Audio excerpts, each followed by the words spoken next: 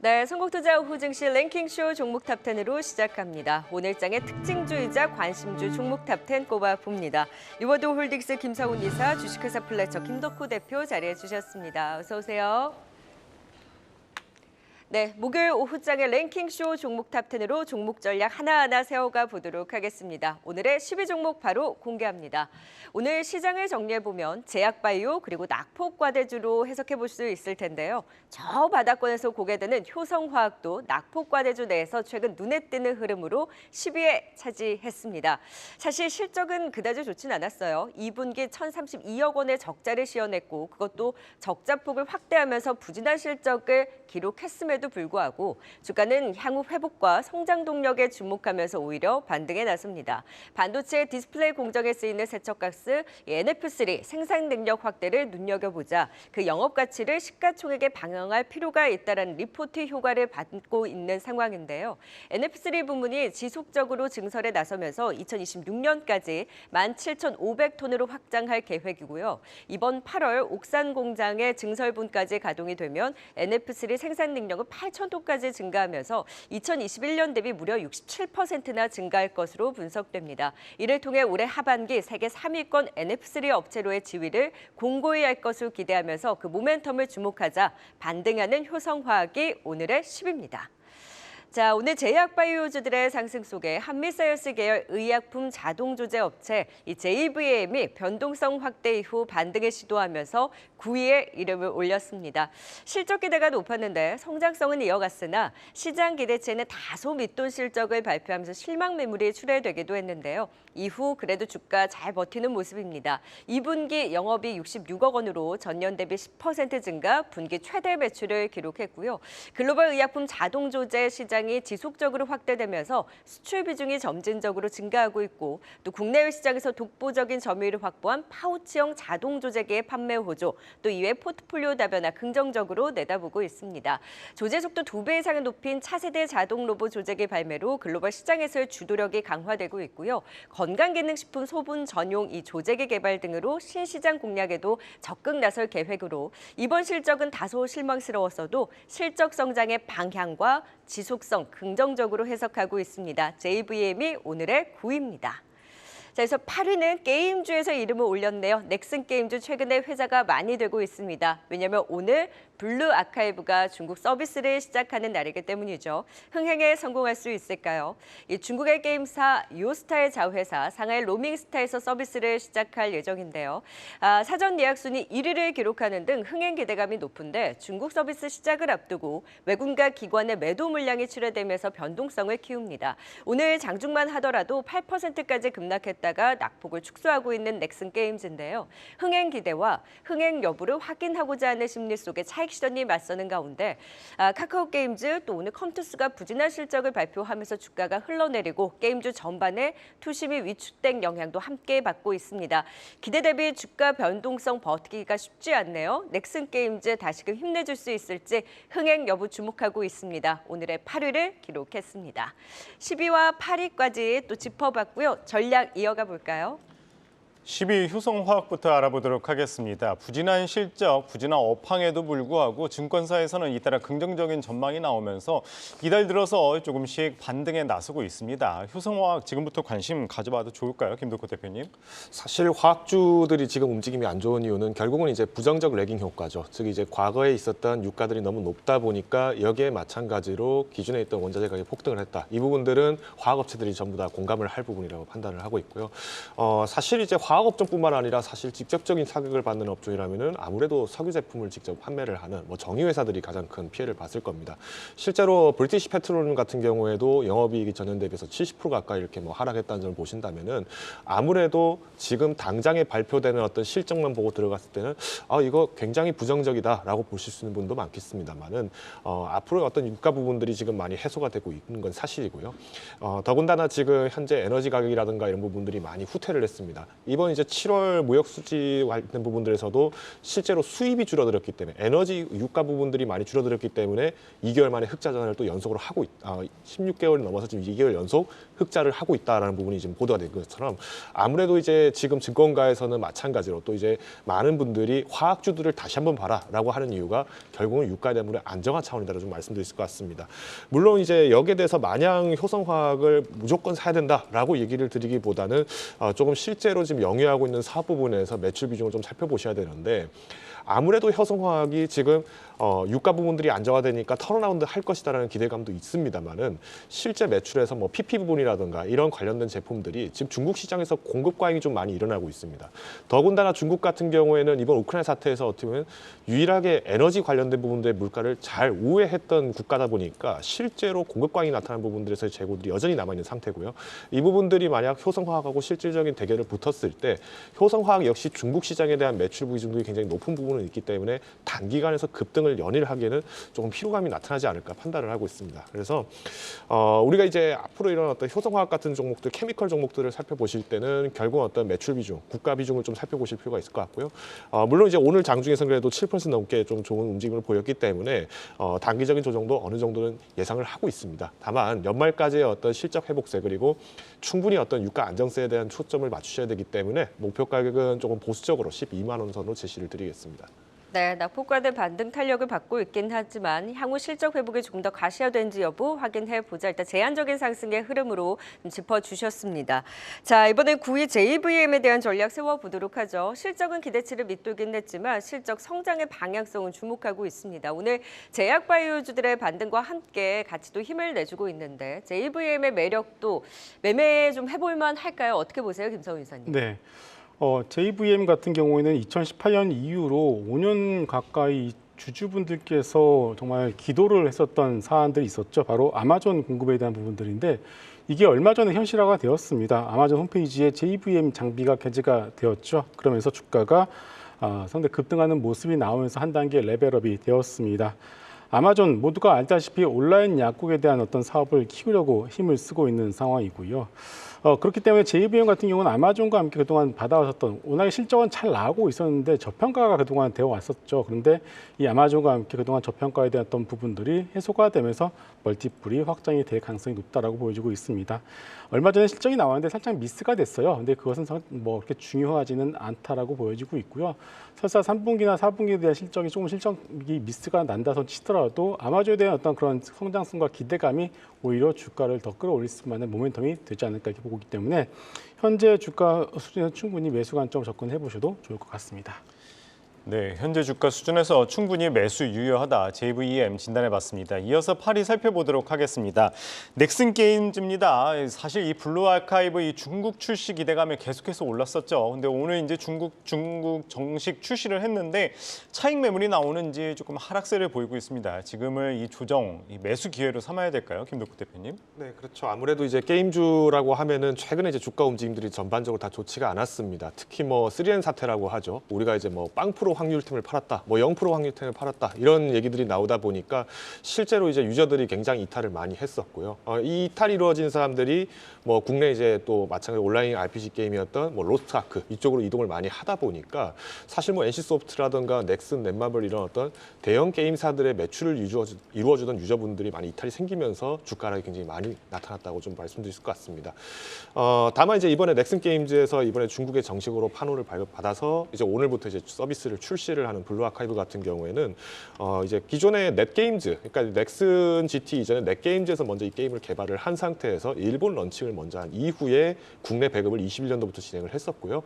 여기에 대한 기대감들이 사실은 SS 통해서 굉장히 많이 발표가 있었습니다. 그러다 보니까 오늘 장중에서 매도 물량이 나온 것은 굉장히 좀 당연한 이치다라고 좀 말씀드리고 싶습니다. 실제로 그만큼 홍보부들이 굉장히 좀 잘 되어 있었기 때문에 앞으로의 어떤 해석이라고 하면 결국 실적이 좀 많이 따라와 주느냐입니다. 물론 이제 넥스 게임즈가 그래도 여타 게임 업종들에 비해서는 양호하게 실적 턴어라운드 좀 빠르게 됐던 게 지난 1분기에 포착이 됐었고요. 특히 이제 중국에서 마찬가지로 사전 예약이 지금 한 370만 명 정도 이렇게 됐다라고 합니다. 이 말은 기존에 이탈했던 고객들뿐만 아니라 이제 모바일 고객들까지도 마찬가지로 포섭이 충분히 가능하다는 점, 그리고 하반기에 신족 3종이 또 나오기 때문에 여기에 대한 기대감들을 좀 높여가고 있다는 점 말씀드리겠습니다. 네, 이 시각 특징주 알아보겠습니다. 어제 하락에 이어서 오늘도 눈치를 보던 에코프로 그룹이 오후장 들어서 상승 전환에 성공했습니다. 에코프로 현재도 빨간불 지켜가는 가운데 현재 3%의 강세 나타내고 있습니다. 카카오뱅크가 어제 2분기 실적을 발표했습니다. 올해 상반기 기준 최대 실적을 기록했지만 증권가에서는 엇갈린 의견을 내놓고 있는데요. 바로 은행업종 내 최선호주로 본다며 매수를 제시한 쪽도 있는가 하면 순이자 마진의 하락폭이 우려된다며 매도를 주장하는 쪽도 있습니다. 그럼에도 시장에서는 어제 하락을 딛고 반등하면서 1%의 빨간불 지켜가고 있습니다. 에코프로 그룹, 포스코 그룹 그 다음 타자로 LS 그룹이 떠올랐죠. 어제 그룹주들 동반 강세를 보인 후 오늘은 종목별 차별화가 나타나고 있습니다. 그 가운데 LS 전선아시아가 홀로 상승을 지속하고 있는데요. 어제 상한가에 이어서 오늘도 빨간불 켜내면서 현재 8%의 강세 나타내고 있습니다. 반도체주들의 숨고르기 이어지고 있는 가운데 그중 AI 반도체 관련주들의 낙폭이 두드러진 상황입니다. 그중 이수 페타시스는 어제 10%대 급락에 이어 오늘도 두 자릿수의 낙폭을 기록하고 있는데요. 외국인과 기관의 동반 차익 실현이 이어지는 가운데 현재도 8% 하락하고 있습니다. 지금까지 이 시각 특징주 알아봤습니다.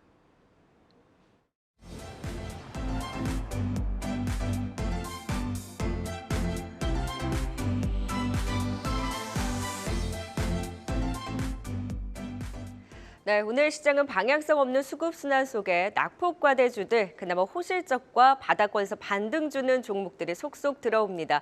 잊혀져 있던 종목도 오늘 랭킹쇼 종목 탑10 종목으로 랭크됐네요. 바로 7위 종목 살펴봅니다. 바로 더존 비주얼이 모처럼 생존 신고 장대 양봉을 보이면서 오늘의 7위를 기록했습니다. 2분기 영업이익 165억 원으로 전년 대비 36% 증가한 실적을 시현했는데요. 경기도나 여파로 기업들의 IT 투자가 위축됐음에도 불구하고 핵심 사업 중심으로의 고른 성장이 주요한 것으로 파악되고 있습니다. 호실적 달성의 주요 배경이 돼줬고요. 하반기 본격적인 실적 회복이 기대된다라는 분석에 장중 17%까지 급등. 모처럼 바닥권에서 거래 실리면서 외국인의 저가 매수가 들어가면서 강한 반등을 보여주고 있습니다. 개별주 내에서 낙폭 과대에 따른 반등 이후 조금 더 그 흐름을 주목해봐도 될까요? 오늘의 7위를 차지했네요. 네, 주도 섹터가 쉬면서 집중됐던 수급이 빠져나가고 방향성 없이 순환이 도는 가운데 그 제한된 자금 내에서도 낙폭과대주들 특히가 이슈가 나오는 쪽으로 수급이 확 몰리는 모습입니다. 오늘 초전도체주들이 개별 등락을 보이면서 수급이 다소 분산이 되자 힘을 받는 오늘의 테마는 바로 코로나 진단키트주입니다. 자, 오늘의 6위를 차지하면서 진단키트주 전반의 급등 좀 체크를 해보면요. 코로나19 확진자가 하루 최고 5만 7천 명 발생하고 이번 여름철 유행으로 하루 최고 7만 6천 명대까지 나올 수 있다라는 분석입니다. 6월 말 이후 증가세로 전환을 해서 5주 연속 증가세를 보이고 있고요. 진단키트 수요 증가에 대한 전망과 더불어서 코로나주들이 다시 한번 테마를 형성하면서 ST바이오센서가 장중 상한가를 터치했고 시젠, 수젠텍, PCL, 휴마시스, 엑세스바이오 등 진단키트주 일제히 급등에 두드러집니다. 코로나 진단키트주들이 지난주 후반부터 살아나는 모습인데요. 테마에 대한 움직임 얼마 더 가져갈 수 있을지 지켜보시죠. 오늘의 6위입니다. 자, 7위와 6위까지 살펴봤습니다. 7위부터 전략도 이어가 보도록 하죠. 김성희 이사님, 더존 비존 얼마 만에 네. 보는지 모르겠어요. 그래도 한 번씩 실적 발표하고 나서 주가 꿈틀꿈틀 되는데 네. 개별주 내에서 그 낙폭과대 반등 이후로도 오늘의 반등을 좀 더 의미를 찾을 수 있을까요? 네, 일단은 뭐 전반적인 최근 추세가 낙폭과대 종목들이 하나둘씩 올라가는 그 추세에 동참을 이제 하고 있는 상황이고요. 도전 비전 같은 경우는 주주분들은 참 속이 터지는데 회사는 또 잘 돈을 벌고 있는 상황이다라고 보셔도 될 것 같습니다. 일단 ERP 회사죠. 전사적 자원 관리 시스템을 통해서 돈을 벌고 있는 회사입니다. 결국은 이 기업들이 ERP 쪽, IT 쪽으로 투자를 많이 하면 할수록 회사가 돈을 많이 버는 구조인데 최근에 대내외적으로 경기에 대한 불확실성이 지속이 되다 보니까 기업들이 좀 투자를 꺼려하는 부분들이 있다 보니까 일단 이런 부분들이 주가의 어떤 불확실성으로 작용을 했다라고 봐야 될 것 같습니다. 이번에 나온 2분기 실적이 컨센 대비 상당히 좀 잘 나왔고요. 그러면서 주가도 바닥 대비해서 좀 더 올라오는 모습들을 보여주고 있습니다.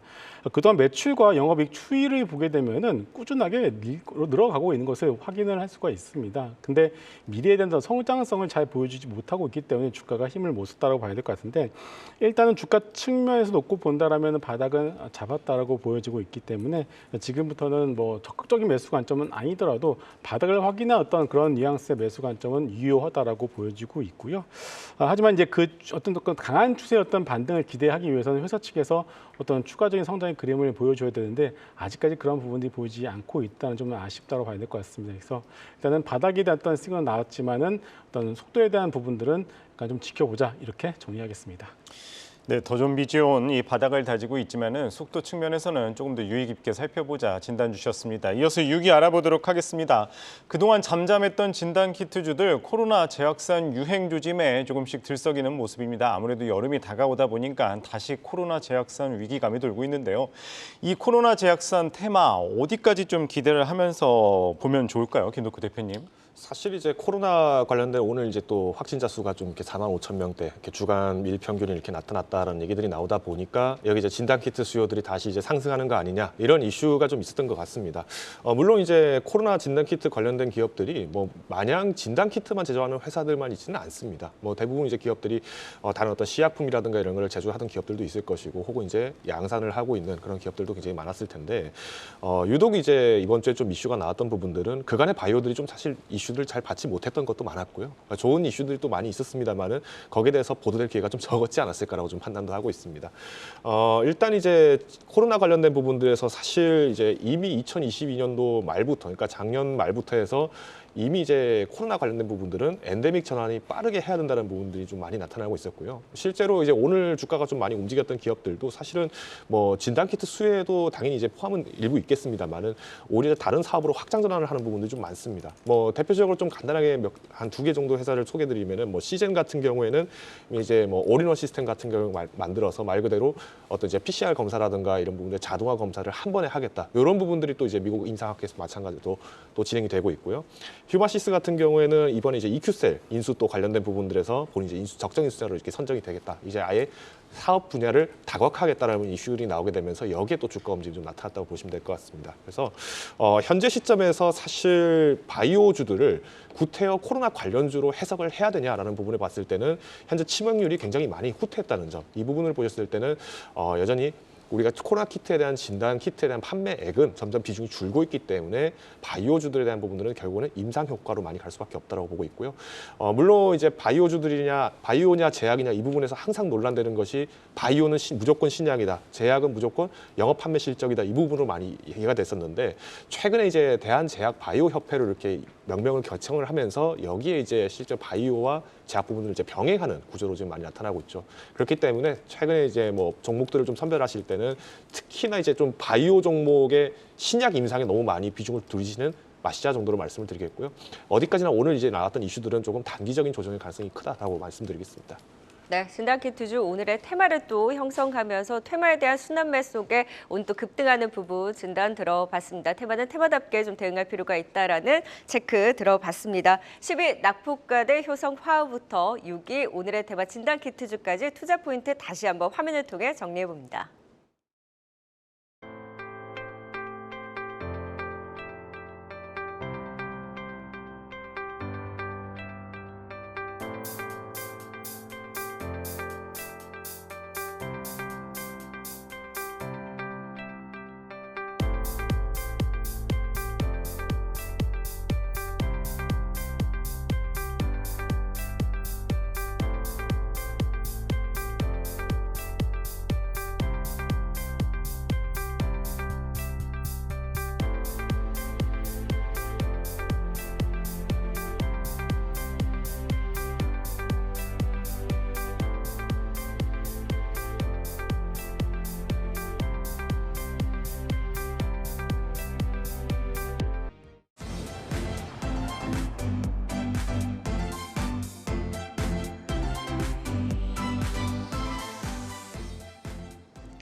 네, 랭킹쇼 종목 탑10 한 계단 올라 이제 상위 순위권 5위부터 1위까지 살펴보도록 하겠습니다. 오늘의 5위는 어떤 종목일까요? 네, 제약바이오주들의 반등 속에 바이오의 국영수 중에 하나죠. 알테오젠도 강세를 보이면서 오늘의 5위입니다. 자회사 알토스 바이오로직스가 이중항체 기반의 차세대 황반변성 치료제 개발에 착수한다라는 이슈가 부각되면서 힘받고 있고요. 최근 아일리아 바이오시밀러에 대해서 대만 PFS 특허 등록을 하는 등 특허 진행도 순항 증상을 보이고 있고 2024년 초에 임상을 마치고 향후에 차근차근 품목 허가를 신청할 계획입니다. 최근 또 오리온그룹의 바이오 시장 진출 알테오젠 인수 검토 이슈가 부각되기도 했죠. 무산됐다고 알려지긴 했지만 이 알테오젠 이슈 몰이에도 불구하고 주가는 갇혀 있었습니다. 올해 약 500억 원의 마일스톤 유입 기대감은 유효한 상황이고요. 세계 매출 1위 항암제 미국 머크사의 케트루다의 피하주사 제형 상업화로 인해서 내년 하반기에는 실적 본격 성장이 기대되고 있습니다. 그나마 실적 기대감이 있는 바이오주 알테오젠인데 과연 제약 바이오주의 계절이 올 때 알테오젠도 더 힘을 내줄 수 있을까요? 오늘의 5위를 기록했네요. 네, 이어서 4위도 살펴봅니다. 주변에서 새로 소주 많이 드시던데 주가는 새로 열풍을 생각하면 그 흐름은 다소 아쉽습니다만 오늘 반등과 함께 롯데칠성이 4위입니다. 실적도 그다지 좋지는 못했죠. 원가 부담, 마케팅 비용 등을 감안했을 때 2분기 실적은 부진했고 실적이 부진했다고 하더라도 낙폭과대 그리고 향후 회복에 대한 기대로 저가 매수세가 유입되고 있습니다. 그래도 3분기에는 기저효과 또 고정비 절감 효과 등을 반영해서 이익 개선이 기대되고 있고요. 4분기에는 필리핀 법인의 연결 편입 등 이 부분을 반영을 하면서 실적 추정치 상향 움직임이 나오자 주가도 함께 반등을 주고 있습니다. 일단 하반기 개선에 대한 기대감과 더불어서 바닥권에서 낙폭과대의 반등의 힘을 보여주고 있는데요. 롯데칠성 추가 반등 여부 주목해 봅니다. 오늘의 4위입니다. 자, 오늘 제약바이오주들 이름 많이 올렸습니다. 랭킹쇼 종목 탑10 3위는 한미약품입니다. 2차 전지 솔립 완화 이후에 수급 확산소 제약바이오주들의 강세 속에 오늘 한미 계열사들의 주가도 선방하고 있습니다. 최근 비만 치료제에 관심이 집중되고 있죠. 대사질환 치료제 에페글레나타이드를 비만 치료제로 적응증을 변경하기 위한 준비에 착수하고 임상 3상 신청 소식에 주목을 받고 있습니다. 하반기 중으로 비만 치료제 라인업이 공개될 예정으로 이에 대한 기대감이 솔솔 불어오고 있죠. 2분기 실적은 시장 기대치를 소폭 밑돌면서 아쉽기는 했지만 향후에 북경 한미의 제품 포트폴리오 다변화에 따른 실적 성장, 이 레벨업이 2024년에 주가 상승을 견인할 것으로 기대되고요. 2025년에는 개발 중인 신약 파이프라인의 성과가 반영될 것으로 예상되고 있습니다. 그러니까 단기 실적보다는 향후 실적 개선과 기대 요인에 조금 더 주목하면서 오늘 또 제약바이오향 수급까지 유입되면서 올라오는 한미약품 좀 더 주목해 볼 수 있을지 체크해 봅니다. 오늘의 3위를 기록했네요. 네, 5위부터 3위까지 살펴봤고요. 전략도 이어가 볼까요? 네, 5위는 알테오젠입니다. 개별적인 이슈가 있었죠. 이 자회사가 아일리아를 능가하는 새로운 망막질환 치료제를 개발에 나선다는 소식에 부각이 되면서 들썩이는 모습인데요. 지금 상황 어떻게 대응하면 좋을까요? 김성훈 이사님. 네. 일단 알테오젠 같은 경우에는 여러 가지 뉴스가 있습니다만은 가장 중요한 것은 역시나 이제 정맥 주사를 피하 주사 제형으로 바꿔주는 이제 기술이 가장 중요하다고 봐야 되겠죠. 일단은 그 특허를 세계 두 번째로 보유한 기업입니다. 이 기술을 가지고서 2019년도에 1조 6천억, 2020년도에 4조 7천억의 라이센스 아웃을 이미 실현을 했고요. 이걸 가지고서 어느 정도 이제 기술에 대한 검증이 끝났다라고 보셔도 될 것 같습니다. 일단 장기적인 성장성을 놓고 본다라면은 이제 머크에 대한 3상이 마무리되고 승인이 되고 난다면은 로열티에 대한 수익이 상당히 클 수밖에 없다라고 보여지고 있고요. 머크 입장에서도 이미 어느 정도 이 자체 임상을 끝내놓고 라이센스 인을 했다라고 본다라면은 실패 가능성에 대해서는 그렇게 높지 않다라고 보셔도 되지 않을까라고 조심스럽게 말씀을 드리고 싶습니다. 그리고 ADC 기술도 국내 유일의 어떤 그런 부분들을 가지고 있고요. 그리고 롱 액팅 기술 이것도 브라질 쪽으로 이제 성장 호르몬을 같이 진행을 이제 하고 있는 상황입니다. 그리고 시밀러 기술도 가지고 있는데 이것들이 모두 다 PR 주사제로 변형이 다 가능하기 때문에 이런 것들을 종합해 봤을 때 얼마 전에 이것을 가지고 결국은 오리온 쪽에서 충분히 어떤 매각에 대한 어떤 의사를 타진을 했다라고 좀 봐야 될 것 같습니다. 결국 이제 이런 말씀드린 좀 이제 정맥 주사를 PR 주사제로 바꿔주는 이 기술에 대한 어떤 부분들이 시간이 가면 갈수록 부각이 될 수밖에 없지 않나 이렇게 보고 있고요. 여기에 대해서 보너스로 이런 알테오젠의 매각에 대한 어떤 모멘텀이 좀 더해진다라면은 주가는 다른 제약바이오보다는 좀 더 어떤 모멘텀이 더해질 수 있지 않나라는 생각을 해볼 수 있을 것 같습니다. 그렇기 때문에 뭐 최근에 들어서 제약바이오 업종들 전반적으로 좋은 흐름을 바닥에서 보여주고 있는데 알테오젠 같은 경우에도 여러분들 하나 정도는 가지고 가보셔도 좋을 것 같습니다. 아일리아 바이오시밀러에 있어서 삼천당 제약과 지금 앞으로의 그 진행 상황에 대해서 대해서도 비교가 많이 되잖아요. 어디가 조금 더 이제 성과라든지 기대감이 우위에 있을까요? 네, 일단 순서만 놓고 본다면은 삼천당작이 먼저 앞서 나가고 있는 것은 맞고요. 알테오젠 같은 경우는 이제 환자 모집을 해서 이제 시작하고 있는 단계이기 때문에 이것이 다 끝나게 된 임상이 다 끝나는 어떤 시점만 놓고 본다라면 약 1년에서 1년 6개월 정도의 시차가 있는 것이 사실입니다. 그래서 먼저 삼천단지 먼저 허가를 각 국가별로 득하고 나서 판매를 시작한다라고 놓고 본다면 물론 시간이 지나면 다 모두가 다 들어가겠죠. 근데 보통 시밀러 시장의 특징 중에 하나가 먼저 시장을 선점한 회사들이 또 먼저 시장을 장악해 나가는 그런 특징이 있다는 것을 먼저 놓고 본다라면은 알테오젠을 보는 데 있어서는 아일리아보다는 역시나 그런 SC 제형에 대한 어떤 그런 특허 가치를 먼저 보시는 것이 맞을 것 같습니다. 김덕호 네. 대표님은 알테오젠은 좀 어떻게 보시나요? 사실상 이제 자회사 부분들도 이슈들이 있기 때문에 반드시 받아갈 부분들은 굉장히 긍정적으로 판단을 합니다. 다만 이제 뭐 아무래도 이제 지금 시장이 오늘 이제 바이오 종목들이 굉장히 다 올라간 시점에서 잘 모르고 접근하시는 분들이 계시다면은 굳이 이 종목을 급하게 잡지는 말자 정도만 말씀드리겠습니다. 네. 자, 바이오주들의 상승 흐름과 함께 전통적으로 기대감이 높았던 종목들의 또 상승폭이 두드러지게 나타나고 있습니다. 일단 알테오젠에 대한 모멘텀 좀 더 지켜볼 만하다라는 의견 들어봤고요. 자, 이번 롯데칠성 낙폭과대주들의 반등 속에서 그 매력도가 어느 정도인지도 전략 세워보도록 하겠습니다. 실적은 부진했지만 향후에 개선 기대 낙폭과대 저가 매수가 유입돼서 반등을 주는데 오늘의 반등 좀 유의미한가요? 김덕호 대표께서 어떻게 보셨어요? 네, 의미가 있다라고 판단을 하고 있습니다. 아무래도 이제 지금 롯데칠성 같은 경우에 뭐 음료 부분들도 있을 것이고 당연히 주류 부분들이 있는데 실제로 이제 실적을 좀 많이 선방을 했던 부분들은 음료 부분입니다. 물론 이제 탄산 가격 같은 경우도 마찬가지로 좀 많이 회복을 했었고요. 작년에 이제 유가 부분이 이제 이슈가 굉장히 많이 나오다 보니까 화학 업체들이 탄산가스 못 만들어낸다 뭐 이런 뉴스들도 한번 보신 분들 계실 것 같습니다.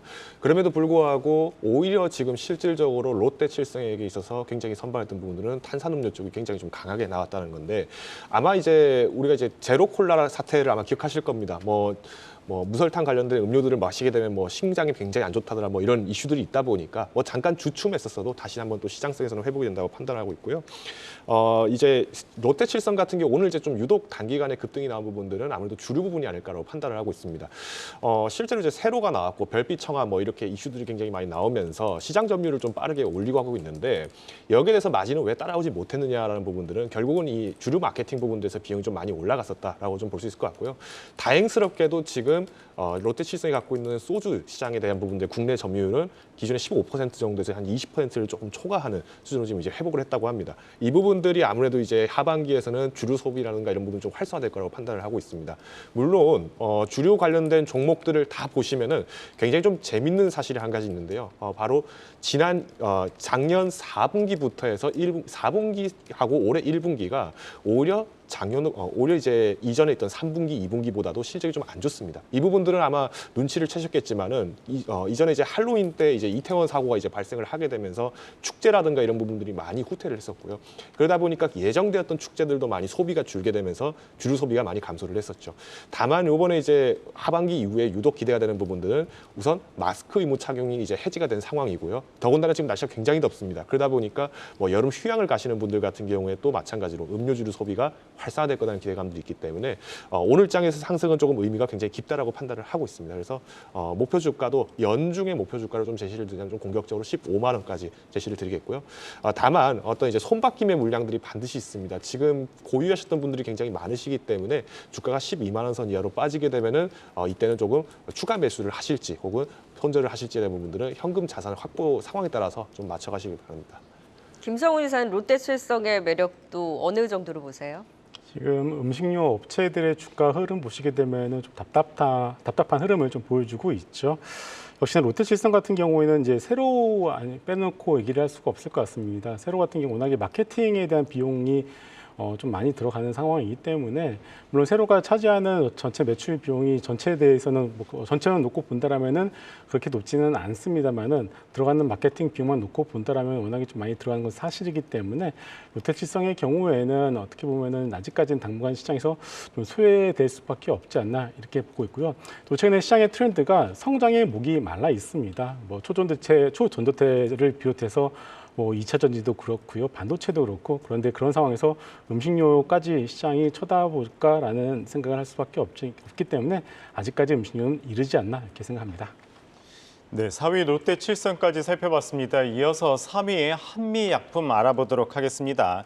그동안 이 한미약품이 당뇨병 치료 신약으로 개발되는 것을 이제 비만약으로 새롭게 만들어서 개발해서 출시한다는 계획을 발표를 하면서 한미약품 주목받고 있습니다. 사실 이제 수입산 비만약이 비싸다 보니까 이게 성공이 된다면 꽤 주목을 받을 것으로 예상이 되는데 한미약품 지금 어떻게 대응하면 좋을까요? 네.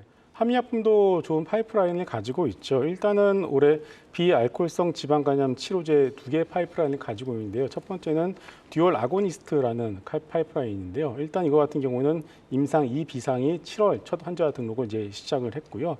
일단은 비알코올성 지방간염 치료제의 가장 중요한 지표인 간 섬유화 지표에 대해서 개선 여부를 확인을 할 것으로 보고 있습니다. 자, 두 번째는 이 랩스 커버리지 기술, 정말 오랜만에 듣는 단어죠. 한미약품의 플랫폼 기술이 랩스 커버리지 기술이 적용된 3중작용 비알코올성 지방간염 치료제인 트리플 아고니스트에 대한 임상 2비상이 현재 모집을 하고 있는데, 일단 속도에 따라서는 2024년 하반기부터 2025년 임상 종료가 된다라면은 이건 역시도 좀 기대를 해볼 수 있는 파이프라인이라고 볼 수가 있겠습니다. 여기에 대해서 말씀하신 것처럼 올해 하반기 현재 전 세계적으로 가장 핫한 어떤 아이템이죠. GLP-1에 대한 파이프라인, 비만 치료제인 GLP-1 파이프라인에 대한 어떤 이런 부분들도 공개를 할 예정이죠. 또 하나 이제 한미약품의 가장 큰 장점 중에 하나가 바로 생산 시설인데요. 평택에 이와 관련된 생산 시설을 갖추고 있기 때문에 가격 경쟁력도 보유를 한 상황입니다. 그렇기 때문에 일단은 에스모 10월에 있을 에스모에서도 이와 관련된 부분들을 발표를 할 예정이기 때문에 지금 바닥권에서 지금 가격은 전혀 부담스럽지 않다라고 보고 있고요. 실적도 나오고 있고 파이프라인을 갖추고 있는 한미약품도 안정적으로 가져갈 수 있는 제약바이오 종목 중에 하나라고 말씀드리겠습니다. 김덕후 대표님은 한미약품 매력도 어떻게 보세요? 사실 이제 앞서서도 계속 이제 오늘 바이오 얘기들을 좀 많이 드리는 것 같습니다만 한미약품뿐만 아니라 많은 종목들이 지금 이제 주가 조정을 좀 많이 받다 보니까 신규 진입하시는 분들이라고 하면은 좀 선호도의 차에 따라서 좀 접근을 할 것 같습니다. 다만 이제 당뇨 치료제 개발 이력에 대한 부분들은 충분하게 메리트를 좀 많이 받아가고 있다라고 판단을 하고 있고요. 아무래도 이제 지금 시장에서는 당뇨 치료제 관련된 부분들뿐만 아니라 지금 최근에 이슈되는 게 탈모 치료제 관련된 기사들도 많이 나오고 있고 하기 때문에 조금 손바뀜은 좀 자주 일어날 것 같습니다. 그래서 보유자분들 같은 경우에는 당연히 차익 실현이 굉장히 중요하기 때문에 주가가 좀 올라왔을 때는 좀 물량을 좀 덜어내시는 전략도 필요하다고 판단을 하고 있고요. 신규 진입하시는 분들이라면은 이제 워낙 화제가 될 만한 종목들이 좀 많이 이제 드러나기 시작합니다. 특히 이제 하반기가 되기 시작하면은 학회 이후에 나왔던 움직임들이 계속 보도가 나오기 때문에 여기에 대해서는 종목들을 너무 무리하게 과분하게 담지는 마시자 정도만 말씀드리겠습니다. 네, 이어서 오후장 시청자분들은 어떤 의견을 가지고 있는지 함께 알아보겠습니다. 먼저 원샷 원킬님께서 SK이노베이션이 혼자 올라가네요. 개인들이 끌어올림이라고 댓글 달아주셨어요. 네, 오늘 SK이노베이션 유상증자로 인한 권리락일입니다. 월요일 또 하반기 호실적 기대감에 급등을 보인 후 또 오늘 다시 반등이 나오고 있는 상황인데요. 유상증자 후 주가 향방을 보고 접근해보자는 의견이 있었는데 주가 변동 추이 잘 살펴보시길 바랍니다. 다음 엑시스트님께서 LNF 실적 나왔어요. 30억이라고 공시 나오자마자 가장 먼저 실적 체크해 주셨습니다. 네, 2분기 영업이익 30억 원으로 전년 동기 대비 무려 96%가 급감했다는 어닝 쇼크를 발표했습니다. 매출은 늘었지만 영업이익이 급감했다는 점에 시장은 주목하면서 장중 6%까지 하락하기도 했는데요. 하지만 현재 변동성 크게 가져가는 가운데 현재는 보합권까지 올라와 있는 상황입니다. 다음은 일거수님의 댓글입니다. 이오테크닉스 잘 가네요 라고 말해주셨어요. 이 반도체 레이저 마커 장비를 주력으로 하고 있는 회사입니다. 이 3분기까지의 실적은 부진하겠지만 이 성장성은 여전하다는 평가를 받고 있는데요. 오늘 반도체 관련주 오후 들어서 힘을 내주고 있는 가운데 특별한 뉴스는 없었지만 이 4거래일 만에 강한 반등이 나오면서 홀로 두드러진 양봉 그려가고 있습니다. 현재 11% 급등하면서 17만 900원 선에 거래되고 있습니다. 마지막은 어울림마을님의 댓글입니다. 이 한미반도체 양봉 전환이라고 말씀해 주셨어요. 맞아요. 오늘 장중 8%까지 하락했었는데 모두 다 회복하면서 양봉으로 돌아섰고 현재 상승 전환을 좀 하긴 했지만 1% 하락하고 있습니다. SK하이닉스 1% 상승함에 힘입어서 반도체 소부장주들 힘을 좀 내주고 있는데요. 마감까지 잘 체크해 봐야겠습니다. 성공투자 오후 증시는 여러분들과의 소통을 통해 만들어가고 있습니다. 다양한 분들의 많은 참여 부탁드립니다. 네, 오늘 시장 등락에 참 멀미가 납니다. 이렇듯 주도 섹터에서 등락을 거듭하는 가운데 오늘 종목 탑10에는 낙폭과대주들이 대거 올라왔죠. 오늘의 대망의 2위와 1위 종목 공개해 보겠습니다. 역시 바닥권 주가 탈피에 나서면서 전고점 돌파를 시도하는 현대제철이 오늘의 2위를 차지했습니다. 낙폭과대주들 일제히 좀 오름세를 보이는 가운데 현대제철 실적을 좀 살펴보면 2분기 영업이익 4,651억 원으로 전년 대비 43% 감소했음에도 불구하고 시장 우려보다는 양호했다라는 평가고요. 전분기 대비 개선된 실적을 시현했습니다. 하반기 철강 시장 회복 기대는 유효합니다. 중국 철강 시장 회복이 주요 관건이 될 텐데요. 4분기 중국 철강 수급이 개선될 것으로 기대되고 가격 상승 전망을 감안하면 3분기에는 철강 하락 여파로 수익성이 악화될 것으로 전망되지만 그 이후 4분기부터 재차 수익성이 개선될 것으로 기대하고 있습니다. 철강 가격의 추가 하락은 지금 시점에서 좀 제한적이다라는 평가고요. 현재 주가 지나친 저평가 구간이라는 분석 속에 반등에 나서는 현대제철의 힘 조금 더 체크해 보겠습니다. 오늘의 2위를 차지했네요. 네, 오늘은 제약바이오의 날, 증권가에서는 하반기 제약바이오 투심이 긍정적일 것으로 전망하고 있습니다. 그 중심에 셀트리온 그룹주가 설 수 있을까요? 대망의 1위 셀트리온입니다. 8월에서 10월을 살펴보면 세계 폐암학회를 시작으로 해서 유럽 당뇨학회, 종양학회 등 이벤트들이 많습니다. 이 이벤트와 함께 제약바이오주들의 투심 개선에도 주목이 되고 있는데요. 무엇보다 셀트리온 그룹은 3사 합병을 위한 주관사 선정을 마치고 합병 작업에 돌입하면서 연내 합병 여부, 주가 한번 들썩한 이후에 이 이슈가 부각될 때마다 또 얼마나 움직여줄지 주목되고 있습니다. 또한 여기도 아일리아 바이오시밀러 글로벌 임상 3상 긍정적인 결과와 함께 품목 허가 신청, 유럽 등 글로벌 주요 국가들로 순차적으로 품목 허가를 신청할 예정이고요. 또 휴미라 시밀러, 이 유플라이마의 공보험 등재를 위한 리베이트 계약을 최근에 또 체결하면서 향후 등재 여부도 주목되고 있습니다.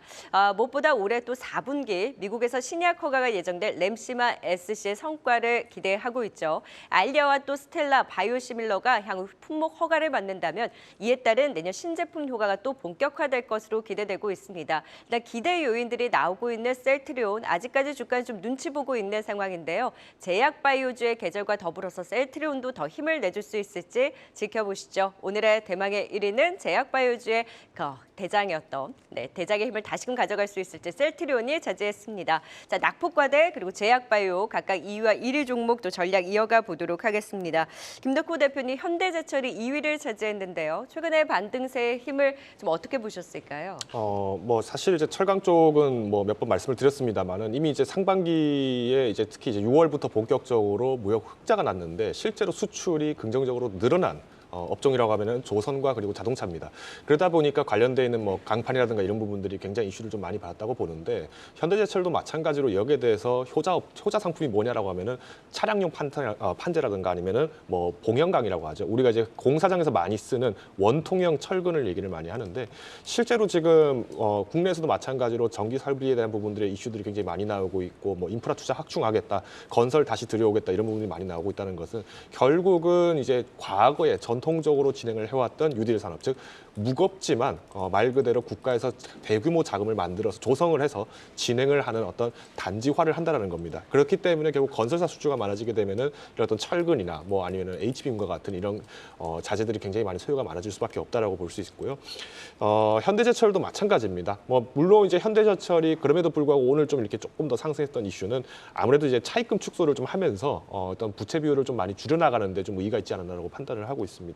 물론 이제 그 동안에는 사실 원자재 가격이 굉장히 많이 올랐었죠. 뭐 유가만 해도 뭐 지난 작년 대비했을 때는 거의 3분의 2 정도 수준으로 한 30% 정도 이렇게 후퇴를 했는데 철광석 가격 같은 경우에도 말씀을 드리면은 거의 이제 반절 정도로 이렇게 후퇴를 한 상황입니다.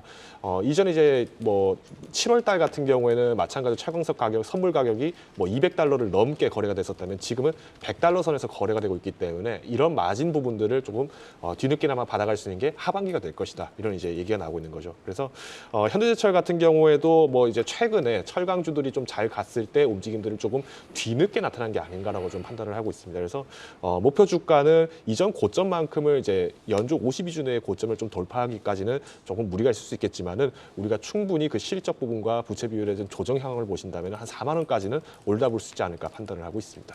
네, 추가 상승률 여력에 대한 긍정적인 분석을 주셨고요. 현대제철 자체적으로 이제 분석을 해주셨으니까 김성우 이사께는 시장 전반적인 흐름으로 같이 짚어볼게요. 지금 반도체랑 2차전지 주도 섹터들이 이제 등락을 거듭할 때 수급이 확산되면서 이렇게 저평가 매력이 부각된 종목들이 올라서잖아요. 그럼 이러한 종목들이 바닥권에서 추가 상승하는 여부를 지켜볼 것이냐 아니면 주도 섹터들의 흔들림에서 기회를 엿볼 것이냐에 대해서는 각각 어디에 조금 더 무게중심을 두고 지켜보세요. 네.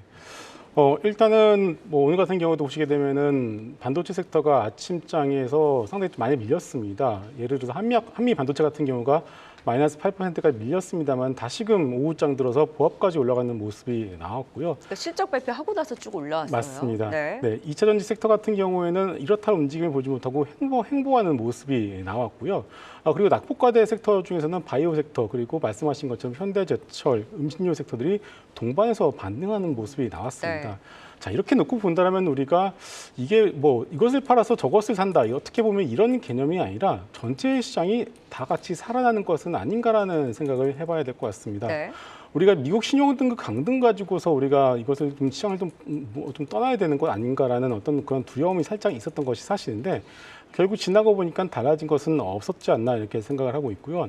결국 하반기 시장에서 여러분들이 역시나 긍정적으로 계속 가지고 가시고 보셔야 되지 않나 이렇게 생각을 하고 있습니다. 다만 상반기 좀 시세를 내었었던 주도 섹터인 반도체와 2차 전지의 경우에는 좀 위아래로 어느 정도 변동성은 있지 않을까 이렇게 싶습니다. 다시 말해서 뭐냐면은 좀 이렇게 떨어지면은 어느 정도 저가 매수가 들어오는 어떤 그런 매매는 가능하겠지만은 최근에 상반기에 보여줬었던 이런 고점을 다시 한번 갱신하는 그런 흐름들은 웬만한 큰 이벤트가 나오지 않는 이상은 좀 힘들지 않을까 이렇게 생각하고 있습니다. 다음 타자를 더 보시는 거네요. 그렇습니다. 그렇기 때문에 오히려 어제 오늘 같은 경우에는 시장이 어떤 흐름들을 보여주고 있냐면 바닥에서 차트를 만들어가고 수급이 있는 그런 종목들을 찾기 시작했고 그 중에 하나로 제약바이오 섹터를 선택을 했다라고 봐야 될 것 같습니다. 그래서 일단 전체적인 시장 자체는 여전히 좋은 흐름으로 흘러가고 있고 기존의 주도 섹터인 반도체와 2차 전지 역시도 그 어떤 흐름 자체가 여전히 훼손되지는 않았다. 하지만 수익률 게임은 바닥권에서 새로 시작되는 종목들에서 나올 가능성이 높고 그 후보군 중에 하나로 제약바이오를 현재 보고 있다. 이렇게 정리하겠습니다. 네, 2위 현대제철 알아봤고 1위 제약바이오 대장주 셀트리온 알아보도록 하겠습니다. 방금 전에도 제약바이오 말씀을 주셨는데 역시나 셀트리온 3사 합병 이슈도 있고요. 지금부터 이제 관심 가지면서 하반기 큰 기대해봐도 될까요, 김성훈 이사님? 셀트리온을 이제는 바라보는 데 있어서 가장 중요한 어떤 이슈는 실적도 아니면은 어떤 램시 관련된 어떤 찌밀러가 잘 팔리는지도 아니고요. 당분간은 합병과 관련된 이슈일 것 같습니다. 역시나 최근에 이제 합병 발표를 하면서 주가가 바닥을 이제 잡는 모습을 보여줬죠. 자사주 매입을 최근에 급하게 했는데 역시나 사실상 합병을 염두에 둔 행보였다라고 판단이 되고 있습니다. 8월 12일이죠. 합병 관련 재공식 기한인데 12일이 토요일입니다. 그러면은 11일인 금요일까지 어느 정도 이 합병 관련 재공식 기한인데 어떤 내용을 발표를 할지는 우리가 지켜볼 필요가 있을 것 같습니다. 일단은 결론부터 말씀을 드리게 되면은 아마 서정진 부장께서 어떤 생각을 하신 게 있다라고 생각을 합니다. 그런데 시장에서는 셀트리온이 가지고 있는 현금 자체가 그렇게 많지가 않기 때문에 매수 청구권이 들어오게 되면은 이것을 받아줄 수 있을까라는 의구심을 가지고 있는 것도 사실인데요. 그 방법 말고도 분명히 주가를 띄울 수 있을 만한 어떤 여러 가지 보관이 있지 않나라는 생각을 분명히 하고 있습니다. 만약에 어떤 내용이 모르겠지만 나오게 된다면 주가는 분명히 그 이벤트에 의해서 반응을 할 것이고요. 가장 크게 반응을 하는 종목 역시나 가장 작은 종목인 셀트리온 제약이 되지 않을까 이렇게 보기 때문에 그 이슈에 의한 어떤 이벤트 플레이는 분명히 가능하다라고 보여지고 있습니다. 다만 셀트리온 3사 합병 시가총액을 놓고 본다라면 분명히 글로벌 피어 대비 비싼 것은 사실이기 때문에 이것만 여러분들 아까 좀 감안해서 제한적인 어떤 상승에 대한 개념으로 놓고 보시는 것이 좋지 않을까 이렇게 생각합니다. 네, 셀트리온 그룹은 합병에 대한 이슈를 조금 더 국한시켜서 지켜보자. 그 외에 제약바이오주 전반적으로 그 다음 타자에 대한 기대감까지 짚어주셨습니다. 5위부터 1위까지 투자 전략 다시 한번 화면을 통해 확인해 봅니다.